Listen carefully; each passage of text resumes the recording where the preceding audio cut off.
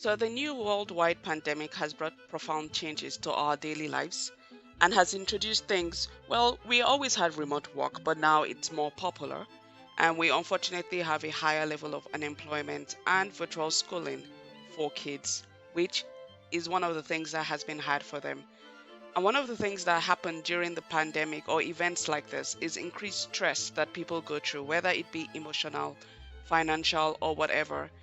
And we need to have healthy ways to deal and cope with the new normal till the situation stabilizes and returns somewhat to life as we used to know it. So today I've put together a few points of ways that we can deal with them, and let's get right into it. So the very first one is for us to get out of our pajamas when we wake up. So once you wake up, get out of your pajamas. This seems pretty obvious and not so obvious at the same time. Staying in our pajamas all day kind of gives us the feeling of having a very lazy day, both mentally and physically, and therefore reduces productivity. Dressing up rather than staying in your PJs all day is such a mood booster and it enhances productivity. So, when you get up, take a shower or a bath, put on some nice clothes, and start your day fresh. Number two, create a new routine.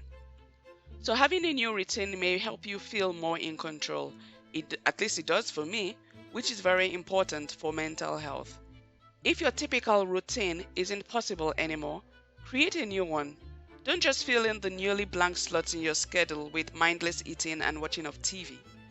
Instead, fill your days with activities your mind and your body will be grateful for. Don't forget to always get adequate rest at night, and this we will talk more about in the next point. The next point is to take care of your body. For example, take deep breaths, stretch, exercise regularly. Nowadays, actually, it's not something that just started now, but it's more popular now, and people are turning on to YouTube for free guided exercises. And on YouTube, you have so many. You can choose based on your fitness level and exercise using them anytime. It's always recommended to exercise almost the same time every time you exercise. For example, if you exercise 3 times a week, it's always good to stick to mornings or evenings or afternoons, just so that that kind of becomes a habit as well. Another thing is to eat healthy, well-balanced meals. This is a good time to start that health journey that everybody kind of talks about. At least most people talk about this. And cut out the junk food as much as possible. Of course, get plenty of sleep. Don't overindulge in alcohol and don't use drugs. Also, stop bad habits that are dangerous to your health, such as smoking. And last but not the least, make time to unwind. Everybody could do this, right? Have a nice time in the sauna. Take a spa date for a woman. You can do this by yourself. Take time, play some relaxing music. Just do anything that makes you feel more relaxed and makes you feel better about yourself. Yep. The next point is for us to find a project. Finally, starting something you've always wanted to do is a good way to deal with the anxiety that comes during the uncertainties this period. This is the perfect time to tackle a project you've never had time for or something you've always been putting off. For example, you can clean out your closet, you can paint a room, you can plant an herb garden, you can learn how to sew, you can learn a new language, or programming. I know so many people who have taken up programming. You can play a musical instrument, which is something that I have returned to. I started to play the piano again, and lots more. I also started to learn Korean because I wanted to learn a language that uses non-Latin alphabets and decided on Hangul. Cool, right? Anyway, once the pandemic is over, you'll have achieved something or be well on your way to achieving your goal. Win situation, kinda. Yes, take breaks from watching, reading, or listening to depressing news stories. So when this started, I remember always checking the statistics on the infection rate. So how many people had been infected, how many people got better, how many people didn't recover from this. And I remember being extremely paranoid and depressed throughout. I didn't want to go out. I was so scared of doing anything. And the paranoia was crazy. While it is good to be aware of what's going on, take a break from constantly feeding yourself negative news, but look for things and read things that make you smile or laugh, because it helps you get out of that funk and helps you to be more happy and relaxed. Yeah. And of course, this is a very good introduction for the next point, which is meditate or practice mindfulness. So I know that a lot of people interchange the two, even though meditation and mindfulness have a lot of similarities, they do not mean the same thing. Yeah. So meditation is an intentional practice where you focus to increase calmness, concentration, awareness, and emotional balance.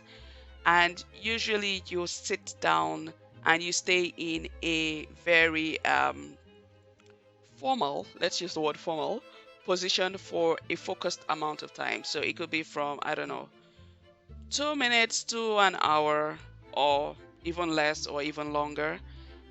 There are different types of meditations, and the popular ones are, for example, the breath awareness meditation, also the mantra based meditation, which I prefer, and then the visualization meditation, and of course the guided meditation.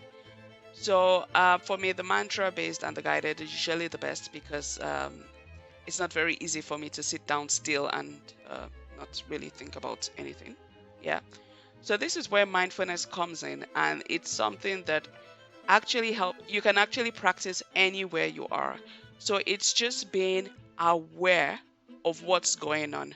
For example, um, when you are doing something, yeah, you are actually noticing everything that is going on within you, and you are exploring those feelings without stopping yourself from exploring the feelings. And so, for example, when you eat, do not watch TV, do not listen to anything. Just focus on the food that you're eating. Feel every taste. Feel the smell that comes from it. Feel the sensations of the food, how it feels in your tummy, and stuff like that. So that's an example of mindfulness. And like I said earlier, or maybe I didn't, mindfulness can be practiced anywhere, anytime. While meditation usually has to be practiced at a specific time. Mindfulness is the awareness of something, while meditation is the awareness of nothing, really. Yeah, just cooling your mind and having it blank, so to speak. So for my very social beings, people like myself, social distancing is very hard. And of course, we know that it's hard to not have that physical contact with other people. But while that still remains, at least for countries where this is practiced, and it's a really good idea to practice this during a pandemic, you can still check in on your loved ones. Now we have technology that helps with this. Yeah. Go on your phone, call them, have video calls, emails, texts. It helps, and it goes a long way and makes people feel generally better. And of course, we should take cognizance of the fact that not everyone is private to technology as we have today. So we should still visit them, but stand far apart. Wave at your loved ones, smile at them, and just let them know that you remember them during these times. Also, another thing that we can do during this period is to connect with organizations in our communities, including groups that provide support to the community and faith-based groups, which does not only bring comfort to ourselves, but help members recognize that there is still good in the world. Not everything is bad. We still need to be positive. We still need to be grateful for the good things that happen to us despite the craziness. So these are the points I have put together. Of course, everything here is something that I have practiced. And once again, to sum up, the points that we have discussed are: get out of your pajamas when you wake up, create a new routine, take care of your body, find a project, take breaks from watching, reading, or listening to depressing news stories, meditate or practice mindfulness, seek virtual contact, and join online communities. And last but not the least, subscribe. Thank you. That was just a joke. I just had to put it in there. But it will be great if you subscribe to my channel. And please let me know if this video has been of use to you or how you feel about this. I will be reading in the comment section. Thank you. Bye.